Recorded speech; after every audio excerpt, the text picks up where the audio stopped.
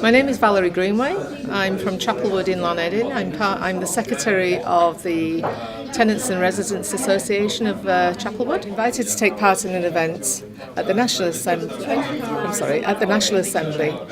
For the Renting Homes Bill. Well, it was very interesting actually because a couple of the main points were, particularly for me, is antisocial behaviour.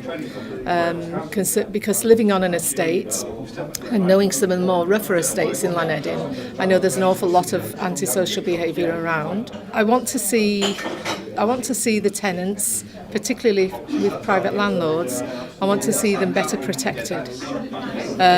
Obviously there are tenants who need to be possibly evicted because of antisocial behaviour or whatever. But on the whole, some landlords are quite unscrupulous, and I think I'd like to see tenants better protected, especially when it comes to eviction and things like that, So yeah.